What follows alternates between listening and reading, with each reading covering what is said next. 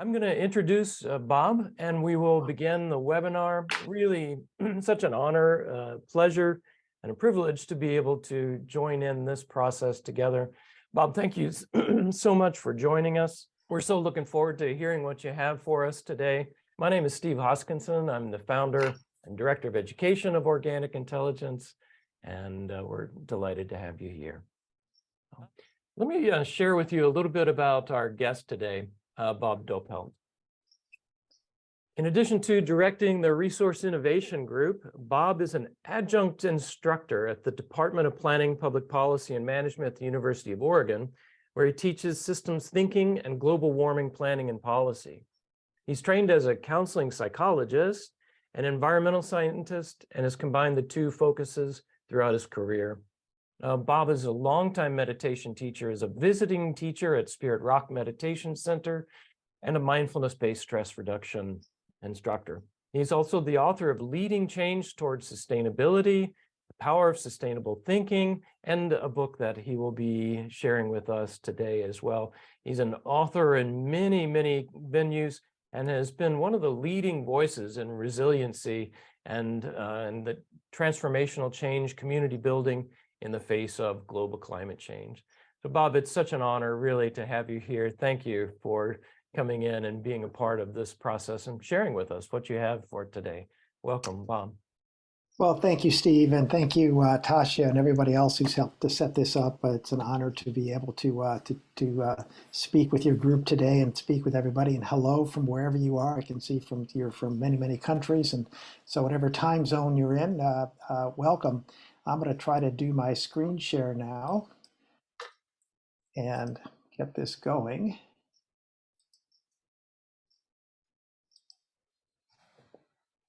So I as Steve said, I coordinate the International Transformational Resilience Coalition, ITRC for short.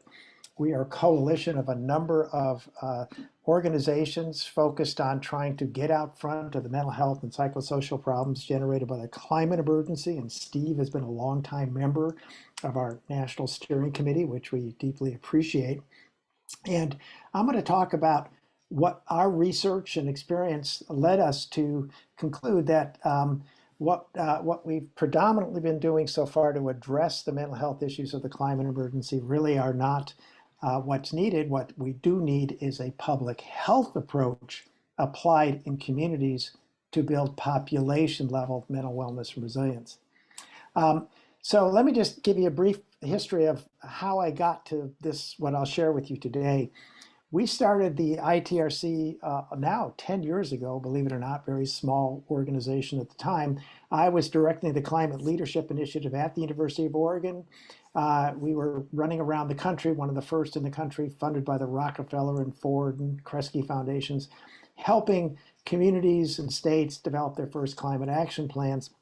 And we were working in Southeast Florida, for example. We organized the Southeast Florida Climate Resiliency Compact, and along came Superstorm Sandy, that, as you might remember, really hit the Northeast, New York, Connecticut, New Jersey very hard. We saw mental health problems skyrocket there, but it skirted along the coast of Florida, and we saw the same kind of problems there. And because I had this training, I was trained as a counseling psychologist. I had left the field many years before that just to focus on the environmental side, but I could see these issues. And because I knew that the climate emergency was going to get far, far worse, I realized we needed to get out front of these issues. We ran conferences and workshops and training programs around the country and many in Europe for a number of years. And then about almost 3.5 years ago, some of our members came to us and said, we've got to come up with a different approach to deal with these issues, because this individualized mental health treatment or even individualized resilience building training just wasn't cutting it. And this came from people, for example, in the Red Cross, who were seeing more and more disasters, et cetera. So that led to what we didn't realize, a 2.5-year really deep dive, an international research project into methods and approaches that could prevent and heal widespread mental health and psychosocial, or what we call psychosocial spiritual issues. And I'm going to describe what that means. It's a public health approach. That led us in part to develop the Community Mental Wellness Resilience Act of 2023 that's now been introduced in Congress. I also, as Steve said, wrote a book describing that, because as we were doing the research and developing the federal policy, people kept saying, is there a manual on how to do these, organize these kind of programs? And that's what led to the book. And in case anybody's interested, you can get a discount, 20% discount with that discount code. I'll share that at the end again. So I'm going to start with the distressing news and then focus on the positive news. But we know that the traumas, the mental health issues facing the US and many other countries today are really at epidemic levels. And added to those impacts, we now have to add the accelerating impacts of the climate emergency. And actually, what is very important to understand is that it's not just a climate change emergency. It's not just about what's happening in the atmosphere. It is really a climate ecosystem biodiversity emergency that we're seeing rapid collapses of ecosystems, loss of biodiversity. That's all interconnected with the changing climate. And this, the combination of these factors is already and will increasingly affect every aspect of human society. We are in the midst of a civilization-altering event, and we really have to come to grips with that. This is not just another environmental issue. This is a civilization-changing event. And if we remain unprepared, individual, community, and societal traumas will occur at a scale we've never seen before in modern society. We'll enter what I call the trauma scene. You know, human activities now are called the Anthropocene, where human activities determine what happens, but that's going to be coupled with the trauma scene, where it's just ongoing traumas, well beyond what normally, there's always suffering that we experience in life, but this is going to be way beyond that. Even though we think that disasters are the most important impact, they capture our attention. Our research really shows, and you can see this around the world especially, that the most pervasive and harmful impacts are the cascading disruptions we're seeing to the ecological, social, and economic systems that people rely on for food, water, shelter, income, jobs, housing, health, etc., that are creating toxic stresses for everyone, persistent, overwhelming stresses. Just one example that we were just working with a group in the Midwest, that the extreme heat and the drought is causing a tremendous drop in the production of on farms of food that is stressing out and actually increasing suicides among farmers, disrupting farm communities, and causing stresses for millions of others due to higher food prices as well as food insecurities. And those cascading disruptions, those toxic stresses, are mixed with more frequent, extreme, and prolonged weather disasters and emergencies that are traumatizing millions of people. 20 to 40% of the people who are directly impacted by a disaster can be traumatized, as well as 10 to 20% of those who watch the event from afar or even know somebody who is impacted. And this is continuing to grow. So in the near term, there's going to be different populations that are more impacted, but everyone will ultimately be impacted. This is a population level problem. Again, it's a civilization altering event that affects everyone.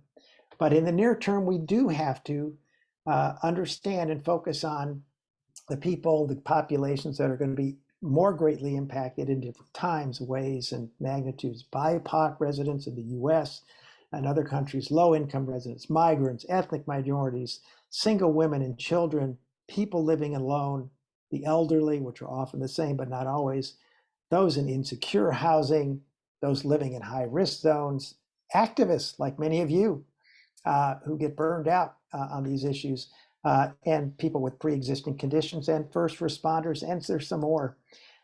And so what this means is that climate impacts are aggravating existing inequalities and injustices, and they're adding altogether new ones.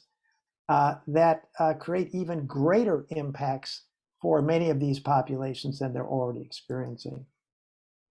And left unaddressed, this widespread global pandemic of traumas will develop what we call individual, community, and societal distresses and traumas. And let me just explain this to you.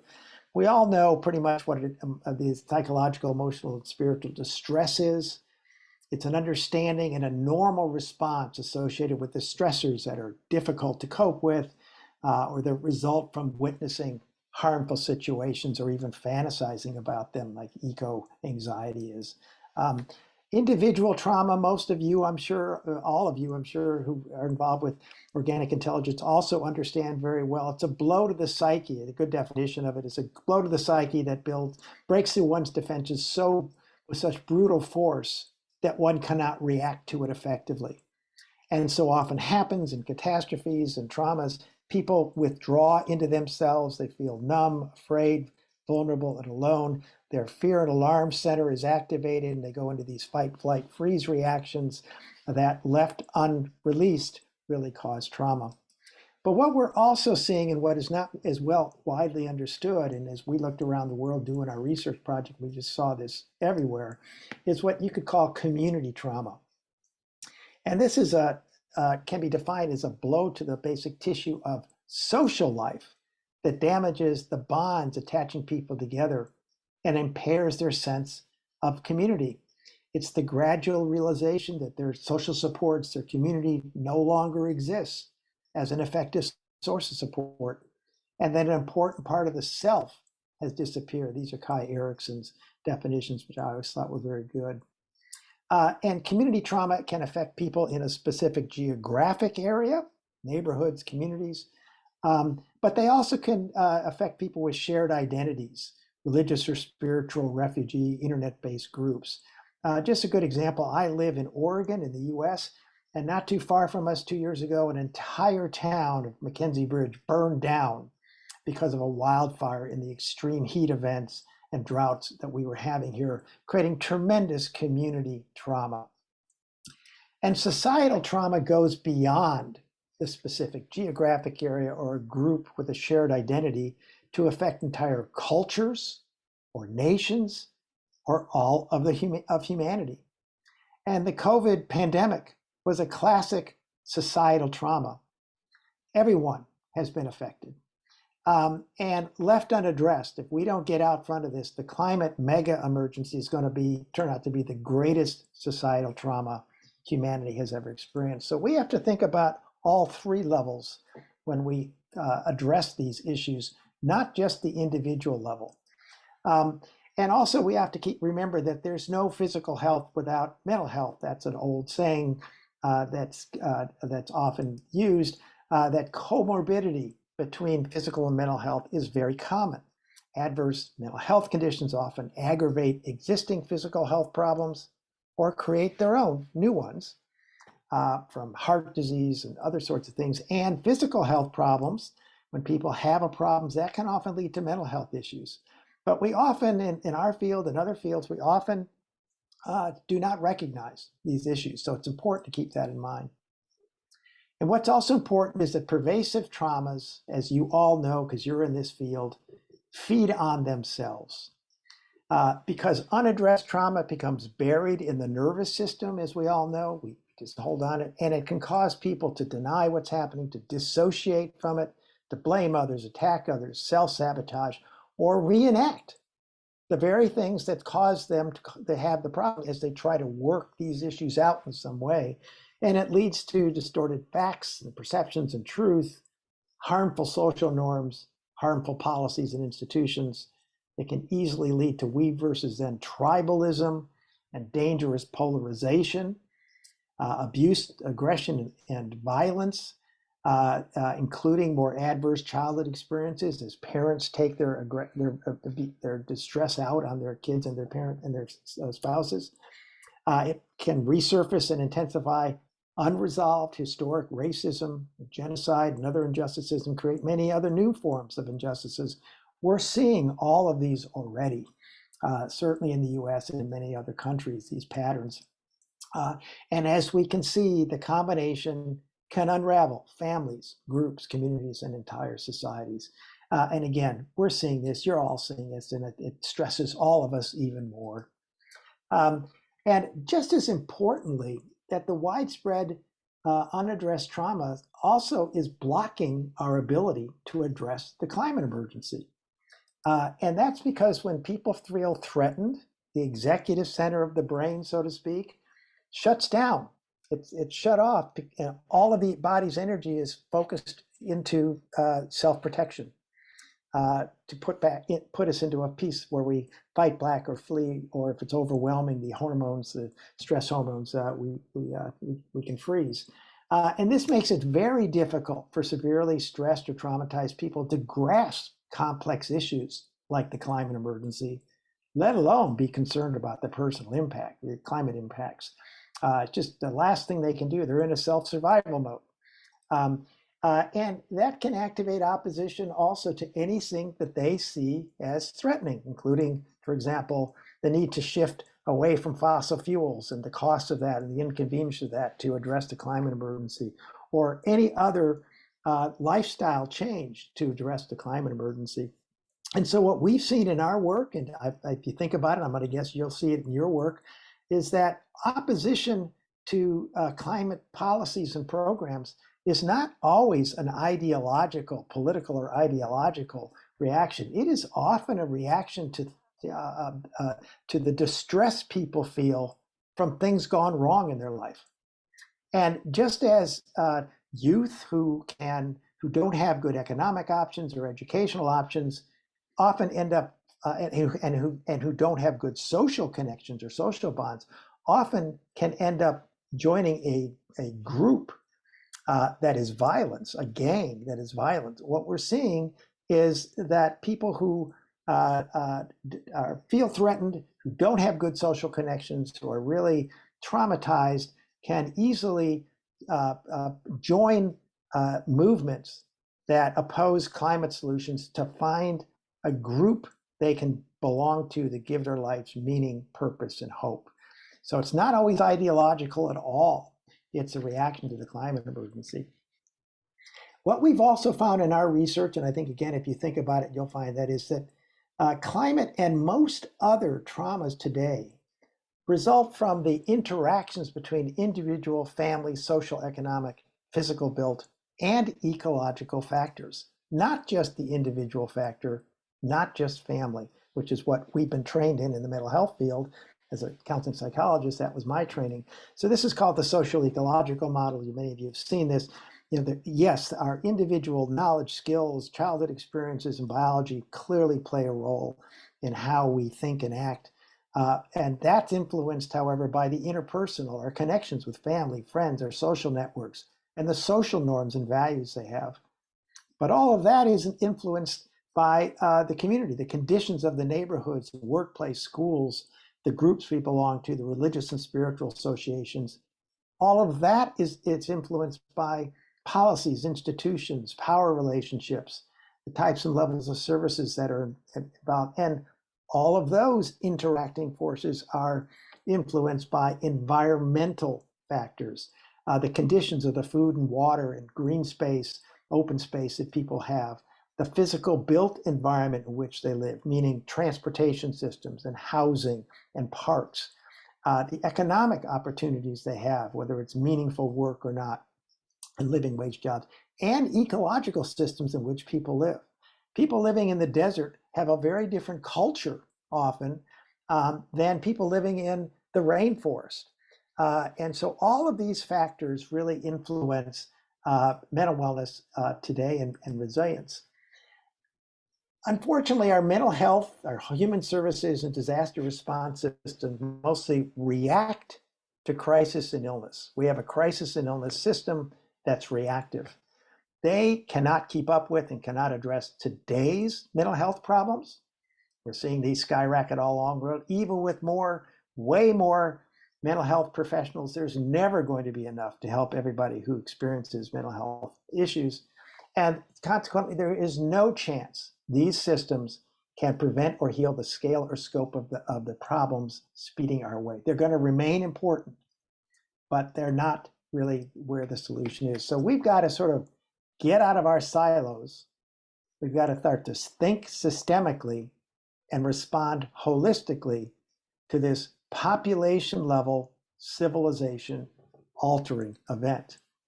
But if we take this path, what we have seen in the communities we work with, and I'm sure you also have worked with, is that this can activate deep-seated positive transformational change. And that's what I want to talk about now.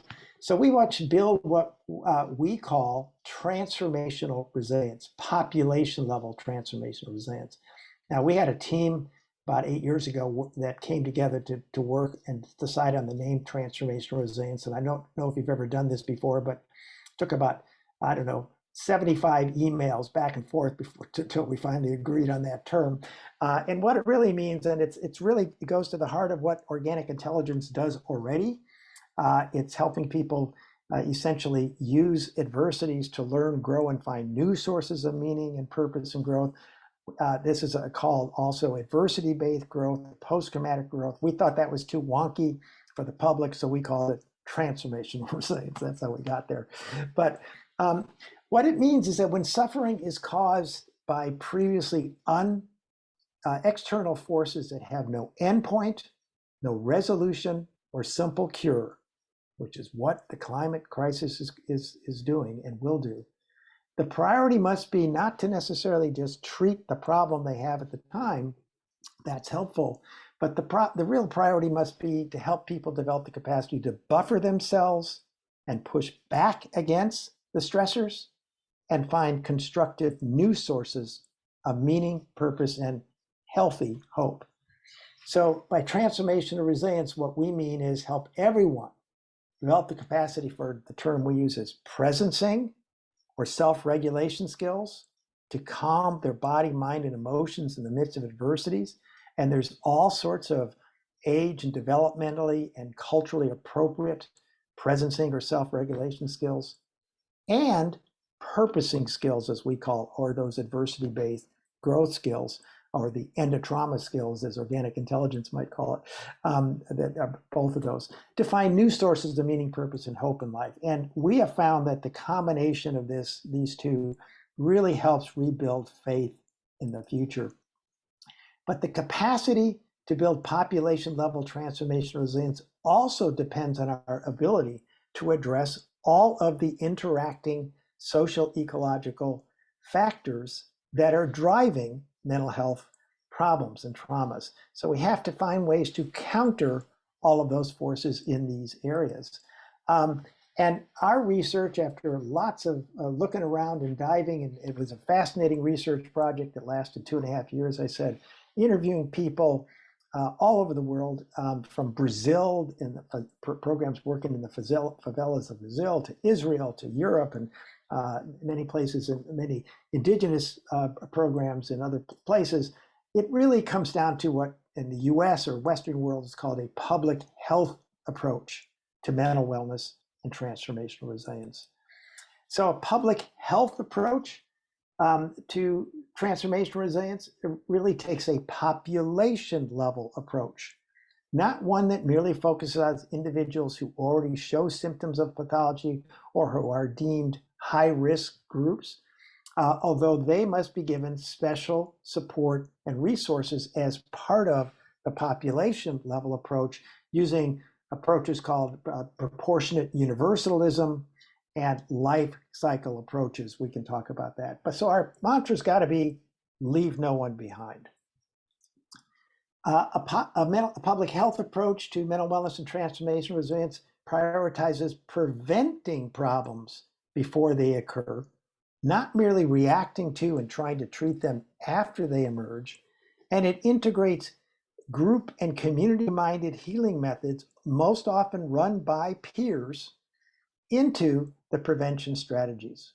So our focus really must be that prevention is the cure. And it does that by focusing on strengthening protective factors, if you will, social support networks, resilience skills, norms, habit, resources, etc., that help people build and sustain healthy thinking, behaviors, and systems not just treating deficits or trying to fixing deficits or treating symptoms of pathology. So our focus has to be, our emphasis must be on building strengths and resources, not treating deficits. And the research we looked at and was very extensive, and again, a lot of it's in this book I'll talk about in a second. And you know more of this work also, but it really shows that mental wellness and transformation resilience can be enhanced. We know how to do it.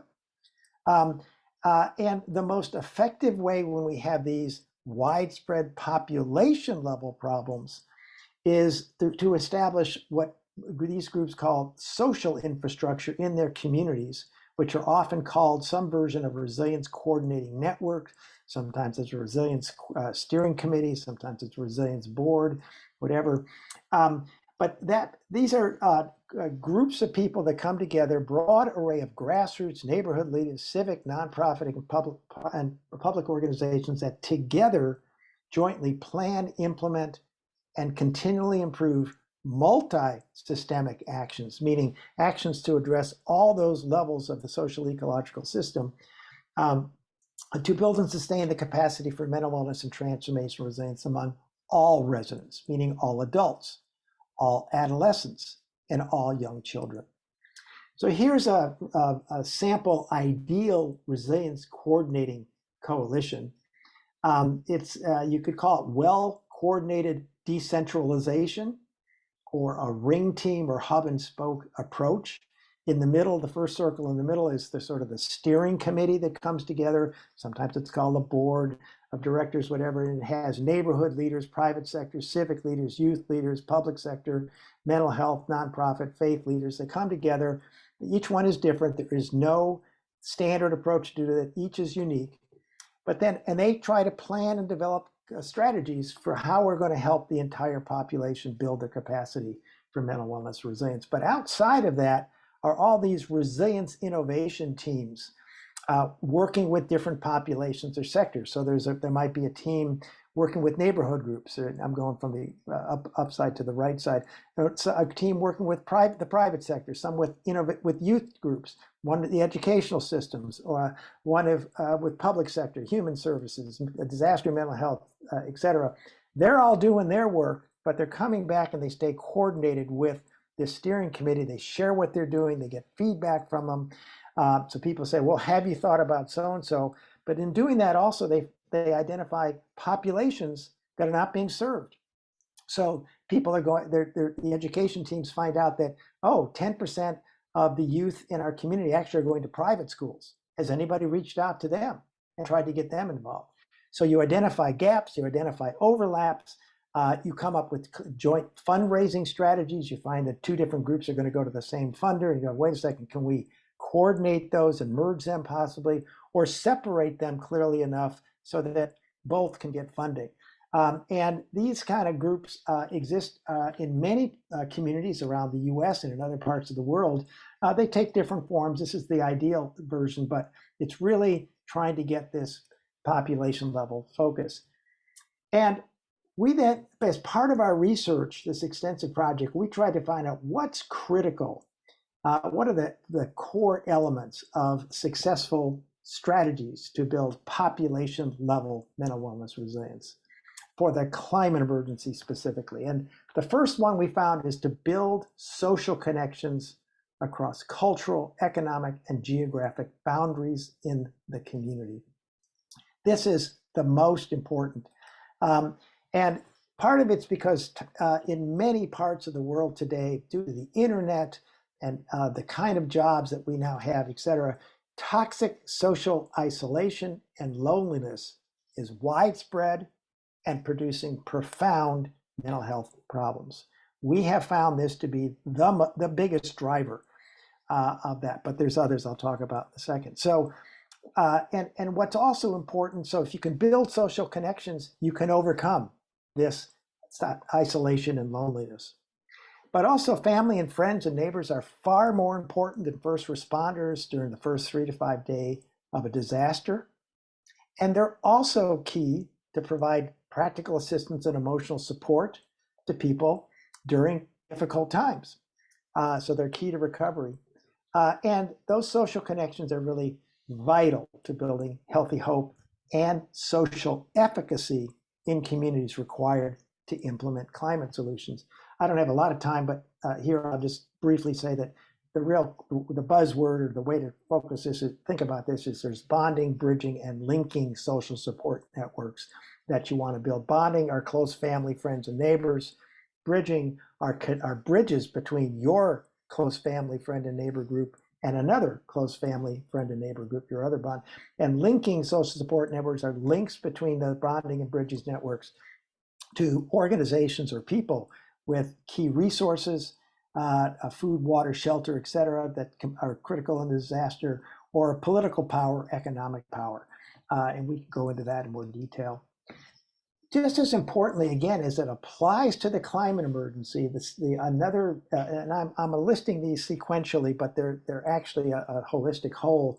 You can start with any of these, but it's to another very foundational areas that most of the successful programs are working on is to create a just transition by engaging residents and creating low emission, climate resilient, physical built, economic, and ecological conditions. The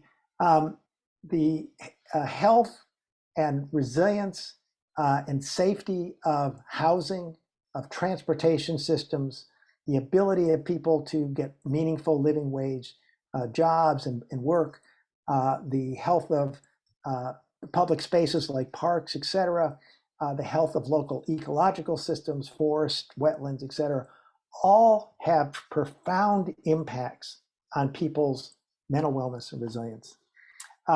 And so when people engage in actually trying to increase the health and resiliency of these systems, their mental wellness increases. We see that constantly. When they see progress, they develop hope. And in doing so, they also reduce the community's contribution to the climate crisis and increase physical resilience for impacts. And by just transition, we mean that these changes are going to, and often do, impact the community. So those impacts have to be shared equally, and the benefits have to be shared equally. That's what a just transition means. And there's lots of programs that we found doing this kind of work in their own different ways. The third foundational area that we found required to build population level capacity for transformational resilience for the climate emergency is to foster universal literacy about mental wellness and resilience. And this follows from the concept of health literacy, helping everybody understand what's involved with this. But when you talk about this, it really means there's three components. And I think you are all involved with this in some way, especially organic intelligence members. But the first is to help everyone become, the buzzword is trauma informed. Help everyone understand how trauma and toxic stress can affect their mind, body, and emotions, and affect the thinking and behavior of groups. So when they see groups acting out in some way, they go, they might be traumatized. And they're having this reaction. And then learn these, as we talked about, these presencing or self-regulation skills to calm their mind, body, and emotions, and purposing or adversity-based growth skills. Again, that's our terms, to find meaning, purpose, and hope in the middle of this. And I'll explain a little more in a second. When everybody learns this, what communities have found, it really normalizes things for people and therefore avoids stigmatization. People understand that there's nothing wrong with them. They're not flawed. This is natural. They're having natural reactions to trauma and toxic stress. And so are others that they see experiencing this. So it then therefore allows people to go and help others more because they understand what's happening. So it allows people to, building these skills and knowledge allows people to prevent and heal mental health struggles within themselves, but also help others deal with these issues. Really critical.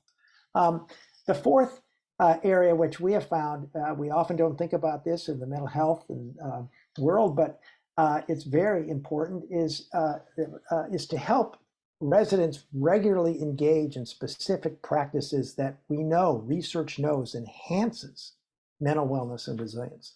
Laughing often, in the midst of the worst kind of situations. Find something funny about it. Practicing forgiveness. Forgiveness is mostly about ourselves, allowing the distress to leave ourselves more than it is about others, but it can help others too. Keep learning. We got to keep learning new things as we deal with the climate emergency. To be grateful for what you already have, to be grateful for being alive, caring for the body, and finding simple joys is really important. Whether it's just watching birds fly or watching, being outside and being part of nature, finding those simple joys in the midst of these ongoing adversities that we're going to increasingly see is really, really important. And when people do this, as you all, I'm sure, do partly or often, it really builds hope for the future. And it also helps build the collective purpose needed to create the social efficacy to address complex problems. If we can all laugh in the middle of a distress, okay, now let's find a way to work on this together, et cetera. But when we don't do that, et cetera, and there's some very exciting programs that we have found at the community level doing this kind of work. And then finally, the fifth, again, it's not a linear process. Communities start with any of these. But the fifth core foundational area involved with building population level capacity for transformational resilience for the climate emergency is to establish ongoing age and culturally appropriate, mostly peer-led group and community-minded opportunities for people to heal their traumas.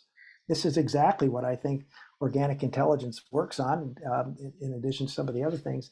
But there are healing circles and other group methods. There's somatic healing, there's expressive therapies, there's mindfulness-based healing, spiritual healing, nature-based, and also memorial events in your community. That's really important. If there was a disaster, if there was a shooting, to actually memorialize that continually so it allows people to come out. And you'll notice down at the bottom on the right, I have clinical therapies. What we found is that's still going to be very important, but it's a small part of what will be helpful and important as the climate emergency worsens. So these group and community-minded healing methods also build the social connections. And they help people learn to become trauma-informed. They inform people about the resilience skills and become literate about it. And they build a common purpose. Again, they help avoid stigmatization. In many of the groups we work with, we know that people will not go to therapy or other kinds of clinical treatments if they think it's a mental health treatment because they don't want to be stigmatized by their friends, but they'll go to a healing circle. Or sometimes they don't even call them that. They're done informally, that you just organize picnics after work and people can come and it's a potluck and they bring food, but you sit around and you talk about how you doing, how do you feeling? Oh, geez, I've been feeling bad, but what I've learned is to use a particular resilience skill. And they share that, so it's very informal. And that really is vital for the healing process during the climate emergency. So here's some examples of programs. These are just a few that we found were doing this kind of work already. North Carolina has a Smart Start program that has 4 of these community or county-based programs underway. The New Hanover County Resiliency Task Force is one of the leaders. The Community Resilience Initiative in Walla, Washington has been doing this work for over a decade, and it's really an exciting program. But then there's the larger urban areas like the San Francisco Neighborhood Empowerment Network down in San Francisco is really building social connections, they actually do that by closing off streets and having picnics and potlucks where people in the neighborhood bring food right in the middle of a busy street that's now closed off, and they get to meet each other, et cetera. They come together, they form a network that builds a resilience plan for the local neighborhood. Peace for Tarpon in Tarpon Springs, Florida is actually the first one in the US that was really focused on trying to build resilience for all sorts of traumas. The Putnam County Community Resilience Coalition in New York focused on building resilience for youth. The Mycelium network down in the Bay Area of San Francisco is doing similar kind of work. The Putnam County Community coalition actually ended when COVID started and they couldn't raise money. There are 200 similar programs described in the MARC report, the Mobilizing Action for Resilient Communities report, done by the Health Federation of Philadelphia. And there's many, many others. One of the most exciting, for example, that we've seen that builds social connections is Abundant Community Edmonton in Edmonton, Canada, where they go out and they identify and recruit a person on each block, a block connector as they call it, who goes and knocks on the door of every single household on the block. They interview the people, they find out what are your interests, what are your concerns. They put all that in the database and they share it with everybody in the neighborhood. And then people learn about what other people are interested in. So if you like woodworking, you find, 2 blocks away, there's another woodworker and they start to work together. Or you like to do morning walks together early. There's about a quarter mile away, there's other people do that, and they form these groups. Very, very effective. Only a few of these initiatives we found frame their work as a public health approach, but that's what they're using.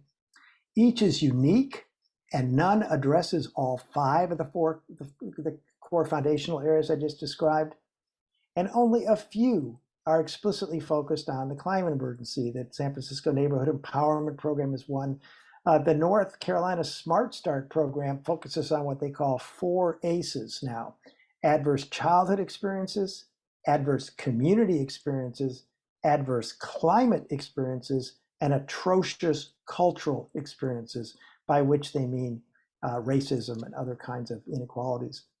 But nevertheless, if these existing programs can expand their focus to make sure they're preparing people for what's coming out their way with the climate emergency, and we organize thousands of new initiatives, we can build universal capacity for transformational resilience, and people can find new meaning, purpose, and hope in life by helping others and engaging these activities.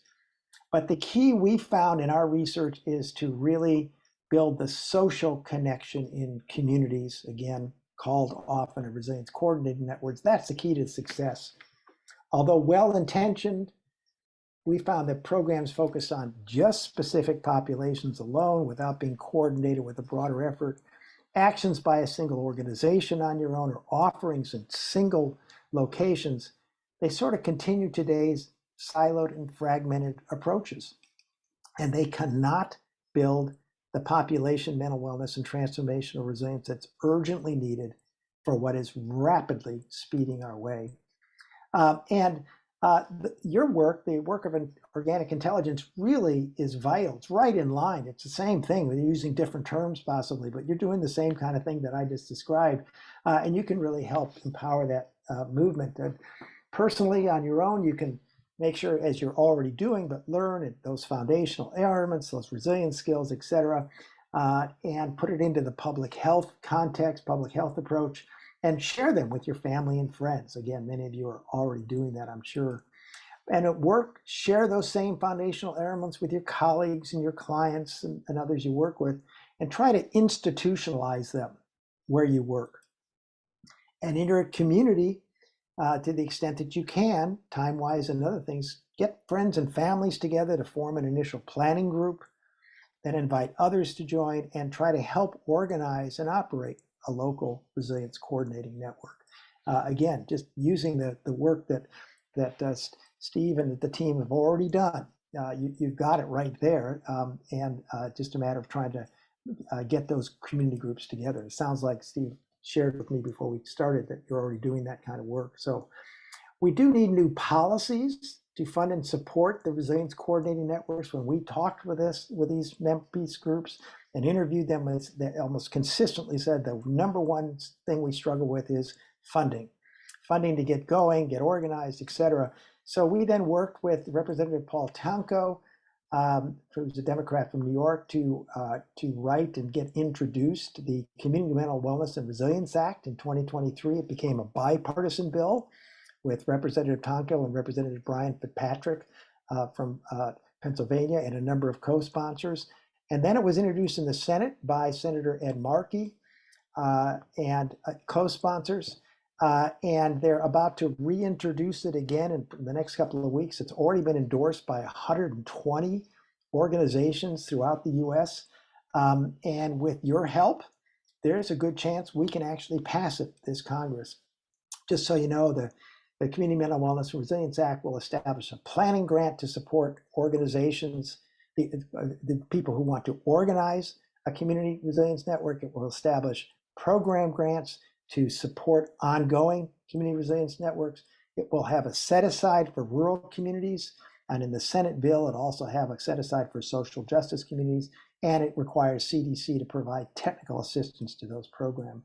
So if you haven't done so already, I would ask your organization to endorse the Community Mental Wellness and Resilience Act. Go to the ITRC website, you'll see a place to do that, and contact your House and Senate members to urge them to support the bill. But also similar policies are needed at the state and local levels.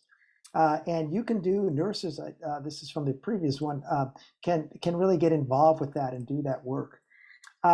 And if you're interested, you can also join the ITRC community practice that we run on organizing and operating these community-based resilience coordinating networks, and you can send us an email about it. And finally, I'll say we're going to soon announce, Steve's likely seen the outline of it, a new certification program to help grow these networks around the US and internationally. All of what I described here and much more is in this new book I published that just came out a couple of weeks ago, finally. Again, it came out of the fact that when we were doing this work, people kept asking, is there sort of just a manual on how to organize and operate these groups? So that's what the book is. You can go and get, it says on the bottom, you can go right to the Routledge website and insert your name and the discount code that listed there, and you can get a 20% discount on the book. So I'm going to stop there and just allow us to have some time just to answer questions, and we'll go from there. So I'm going to turn it back to Steve. Thank you so much, Bob. It's just so exciting, and having been alongside you in the formation, just observing your formation of the coalition that's created this legislation. It's an epic work, and surely a legacy process. And thank you also for sharing the exciting skillfulness and expertise in community collection and just that population frame, and keeping that highlighted for us. So thank you. This is all brilliant and super exciting. So we're opening this up now for your questions. So we'll check in on the Q&A and share from your questions here. Brian is saying, I would like to ask about an adult development approach, which has been used in Nordic countries. Brian, would you like to share more about that? I'll check on how we can maybe open your mic or something. I'm looking for you now on the list of people in. Brian, we'd be happy to hear from you. Brian, you can also, here we go. Brian, we can hear you now if you're speaking. Oh, great. Well, thank you both, Steve and Bob. This is very exciting to me. I grew up on a couple of communes as a kid, and I also grew up in Movement for a New Society in Philadelphia. And one of the most powerful experiences I had there was, they would do workshops, and a bunch of women shared about their experiences of sexism. And as a young man, to hear women share about their oppression and to have the emotions come out with it, because this was in the co-counseling methodology, and it was very affecting for me. And then we, the men kind of moved into another group and kind of debriefed about it, but it was so powerful as an experience. So just I wanted to share that. I'm not sure if you're familiar, Bob, with the Nordic Secret. I'm reading it right now. It's very exciting. In the Nordic countries, they opened 350 adult development centers in Denmark, Sweden, and Norway. And it was government funded, but not government run. And these were based on, at the time, the ideas of like Goethe and Schiller and the German thinkers, the idealists. And apparently they really credit this with, it was 10% of the population went through these adult education centers, and the intent was to become more emotionally mature adults. And they think that their success of the Nordic countries is really based on just 10% of the population experiencing this, led to policies and directions and infrastructure within the society that have created the success that Nordic countries are experiencing today. So I really encourage you, if you haven't been exposed to that, it's, I think, a really fantastic model of something that's worked in the world. And I don't know if you've heard of that, but that focus on adult development and becoming more mature, I think is very important. Well, thank you for that, Brian. That's interesting. I actually have, I don't know about the Nordic Secret book, if that's what it is, but I have actually been in a number of different community groups in actually Finland as well as Norway, and one time actually in Copenhagen. And I know there's that kind of work going. Partly it's a different culture up there anyway. And the question is, what came first? How did that develop? But I think there are very exciting kinds of work going up there. One time we were in Norway and sat in and participated in a group where they just basically was a healing circle. They didn't call it that. People shared the distress they were going through, the things in their lives, and others said, "Oh, I've done that same thing. Here's how I experienced." So everybody normalized it. They realized they weren't alone.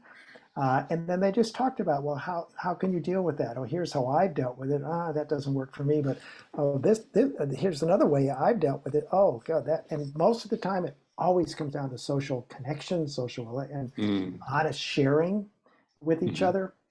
And that requires the willingness to sort of get beyond the fear of stigmatization, which is not nearly as great up there if you share something, but the culture is pretty supports that. Whereas in our culture, many people fear that if they show any signs of a mental health struggle, they'll be labeled weak or inferior, et cetera. So people get frightened of sharing that. But that's what was happening. And so I think that's one component of these community-based approaches that could be very helpful. Thank you. Thinking of the culture of community centers in Denmark and in the United States, there is not so much an equivalent movement, although for social work began with some of these smaller group collectives that were interested in supporting the common good in a given community, really localized groups. And what you're describing is really a move that's innovative, right back in that direction. And all the different dimensions of inclusion there, I think, is just really brilliant. Makes me think about and hope that we'll continue this conversation about how, the OI resiliency efforts can really be integrated into a larger community support framework. We've got over 1,000 people that have gone through the End of Trauma course, and we have over 100 coaches from all walks of life who are now readying and trained for hundreds of hours to also present and sort of share End of Trauma course skills as well. And so, this could be a key component for, them launching out into the world as well, and coming out of the incubator into the world. So thank you also for heightening our awareness. I reckon we'll be calling on you to really help us focus our intervention strategies. Just one quick comment about that. The thing that you have to keep in mind, I think we all have to keep in mind, is what is speeding our way with the climate emergency. And when we keep that in mind, we realize that just one workshop alone, et cetera, it will be helpful to the people there, but boy, we've got to sort of engage a broader population and then plan for what's coming our way in doing that work.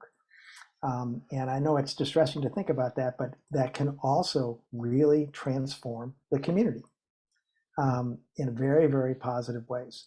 So, but I think keeping our eye on the ball, and I'm just thinking we work with a number of states now and state governments on these issues, and they can't see beyond the next 6 months. And, but if you think about the next 3 years, everything changes, because we can get into that if we want to, but we're going to see dramatic changes even in the next 3 years due to the climate emergency. I do want to get into that because it's coming. And just to say, the context for us is the understanding that the attractor, the strange attractor of problems, what's wrong, the catastrophizing, all of that is terribly attractive, as the negativity bias, and our folks train heavily to counter that with a whole host of other mindfulness tools and understandings about how the physiology works. So given that, I feel pretty confident about diving into what's wrong and what is coming in the next 3 years, Bob. What's the reality? Well, here's the reality. So the science is pretty clear that if temperatures rise above 1.5 degrees Celsius, 2.7 degrees Fahrenheit, above pre-industrial levels, all bets are off. That is to say, we're likely to see unrelenting, harmful impacts that are likely to be irreversible. When my organization did the first climate modeling for the state of Oregon now 20 years ago, and we thought that was the end of the decade, end of the century, that was going to happen. Then it was mid-century. Now it's possible within the next 5 years or 10 years max.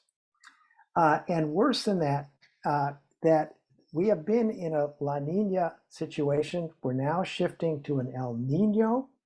And I think most climate scientists think that that means that at least temporarily, we're going to see temperatures in some parts of the world push beyond the 1.5 degrees Celsius in the next year or two. Hopefully, it will just be temporary. But it's going to create more food shortages, more disasters, more all of these kinds of more extreme weather events. And we don't know where it's going to happen, but we're shifting that. So this is coming at us really fast. And we really have to get our heads around what that means and how do we help with this? How can we use this as a powerful transformational moment to shift the way we are addressing things and move in a very positive direction? What you're describing is a massive acceleration of the encounter with intensity. And we talk about intensity in terms of a systems framework, about how intensity then begins to disorder systems and creates this negative feedback loop. And so that intervention strategy is going to be key. And I thank you for describing really the reality. That's what we want. I was also really struck by, and I'm keeping an eye on the Q&A. You also feel free to pop in the Q&A here. This phrase, toxic stress, as opposed to trauma, that kind of breaks it down a little bit. And also, there is no physical health without mental health. And that's speaking the OI language for sure, because that interface, it all arises out of the biology. And we even have a kind of map that is quite similar to your notion of the various levels of intervention, from the family, the community, the species level, and how that all interfaces with the human biology. And so we're really down with that. Then the ACEs study for sure just makes clear there's no separation. It's an illusion to think of that separation. And then think systemically, respond holistically. And one of the challenges OI is we're studying like graph theory, complexity science, chaos theory. And one of the challenges we have is understanding what it means to think systemically. Would you be willing to take a stab at that? What does that mean? Yeah, that's a very good question. And I used to teach system thinking at the university for a long time. And we used to do it with grad students, but then I started to do it with undergrad students. And we used to have a full house. And the first day they go, "What are we talking about here?" And it really, and so I used to start by saying, okay, look around the room and describe a system to me. What systems do you see? And they, usually silent for a while. And then some of the students would say, well, the light bulb is connected to wires that those wires go to a power system somewhere, and the light bulb's actually screwed into a piece of metal that is, okay, so that's a system, things connected with, and nothing works unless everything is connected and working to everything else. Or when something goes bad in that system, the lights go off.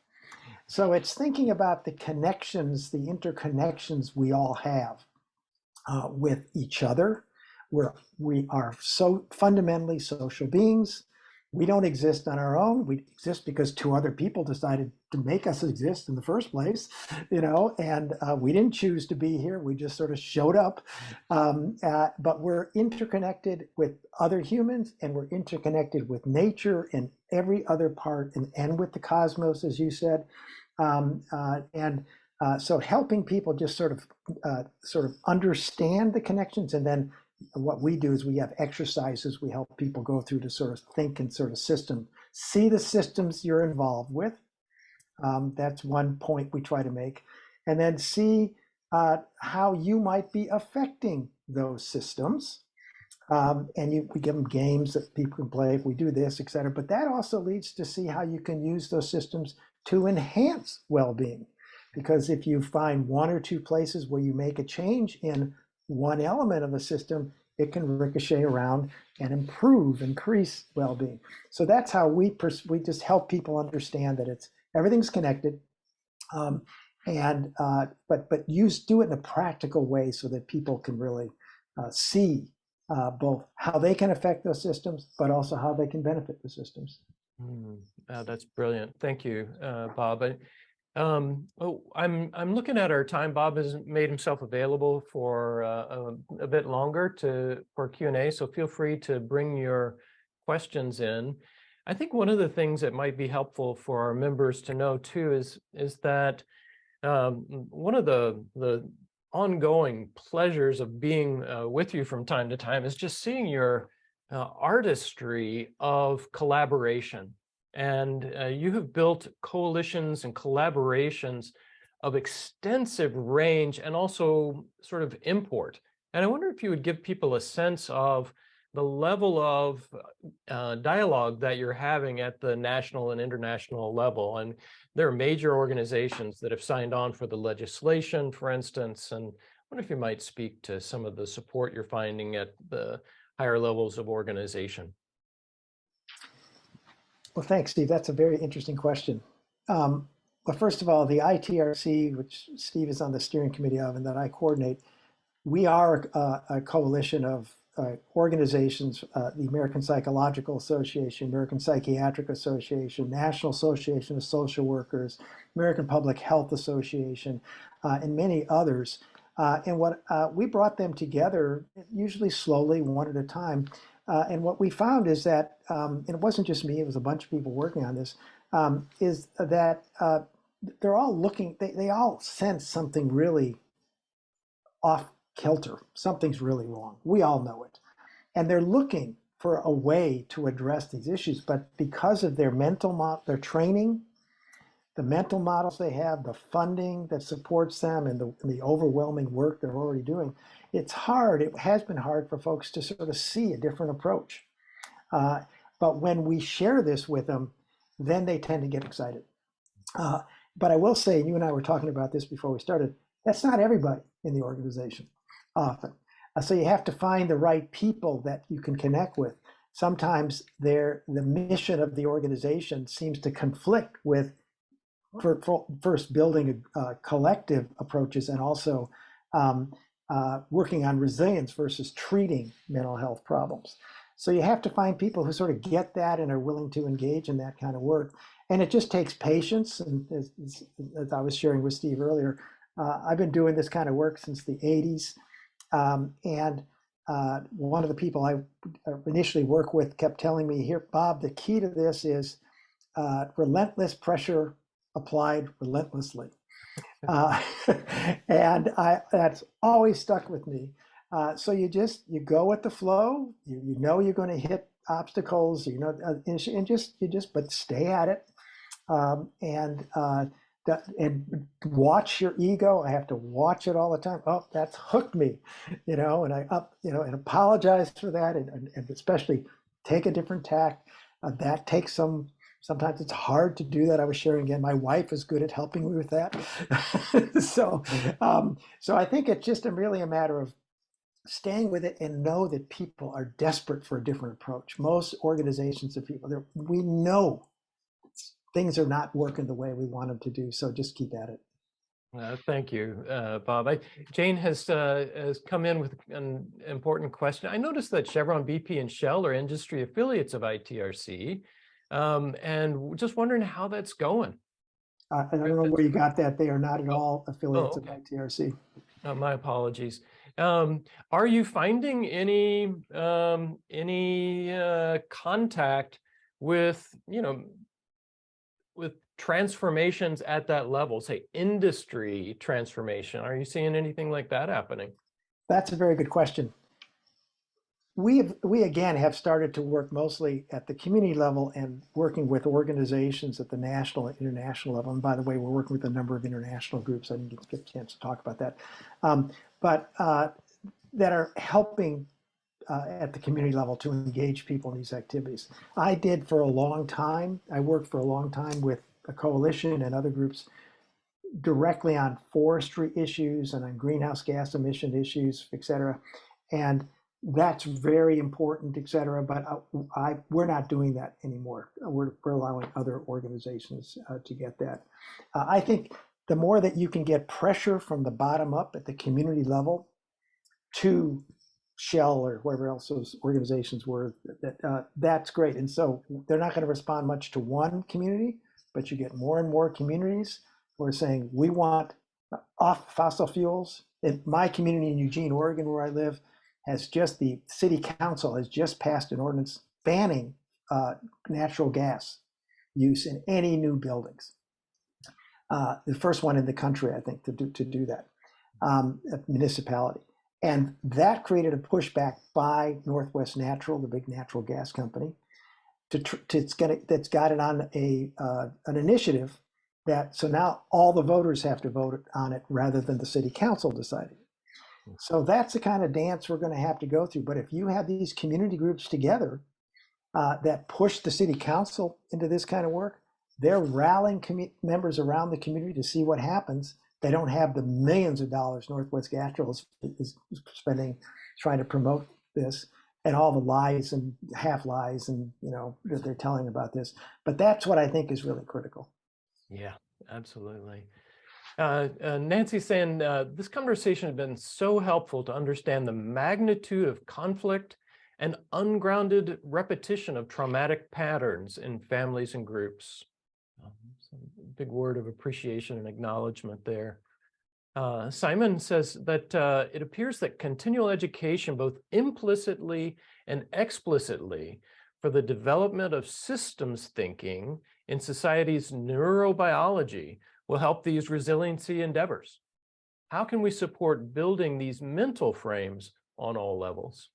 And in some ways, I suppose that's the entire topic of today, isn't it? Right. Yeah, I was going to say, I think I just described that. But first of all, I don't use, unless I'm at the university, I don't usually talk about systems thinking together, but I do talk about think systemically, and I help people sort of share that. So be careful with how you describe it to folks. You don't want to be seen as sort of some sort of expert or elite. That was a better word, Yeah.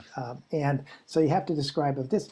How are we affecting others, and how are others affecting us, and how is what's going on in our community affecting me and my health and my family, et cetera. Just ask those basic kind of questions. But I think in terms of how can we support these efforts, is work at the local level now. Try to get your community, and you could also start at your organizational level. Just get a resilience coordinating group together in your organization. And start building these resilient skills, these social connections, et cetera. And then after people see the benefits of that, and part of that is often understanding how trauma is affecting people in the organization, then say, can we move this outward? Let me take one more minute and give an example of that. Let's see, I got the name wrong. Rural Initiatives in North Carolina. That's not the right name. I'm having a senior moment. They actually do systems mapping with community groups. Rural Opportunities Initiative, and I would get on their website and look at them.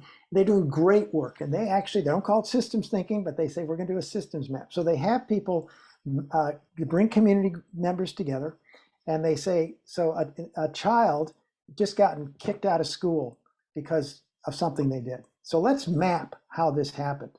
Okay, the parents are doing this, the child responds to this, and they draw a line. So you put a picture here, here's what the parents are doing. They draw a line, that causes the child to go and do what? And they draw a line, and the teachers respond with this.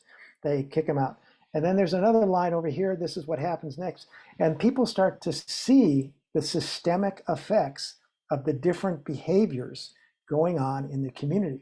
And then they've asked the community members, is there something we could change in this systemic process that could set this trajectory on a different path? And they go, oh yeah, if the teachers don't kick them out of school, but in fact embrace them and bring them in because they realize they're being affected, that could lead to, and they do all this mapping.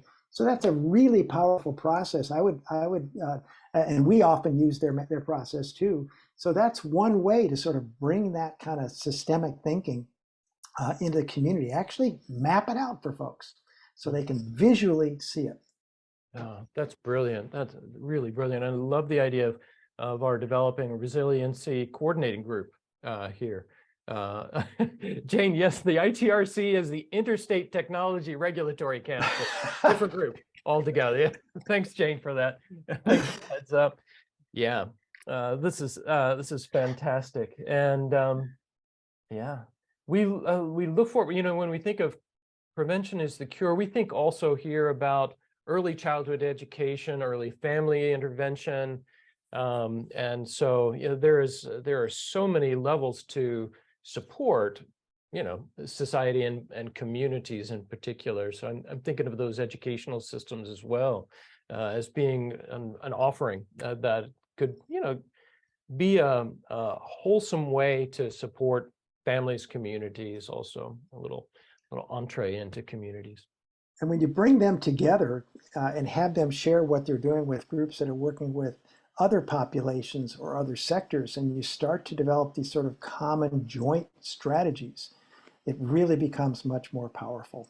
They're not just working with families and kids, they're realizing that what's affecting the adults? Well, it's these other issues over here, et cetera. And you start to bring that together. Again, the social infrastructure is the key in the communities. And many of the people we interviewed and work with, and as you know, Steve, many of them we've now brought on to our National Steering Committee. That's what they do. They realize that it's the social infrastructure that's the key.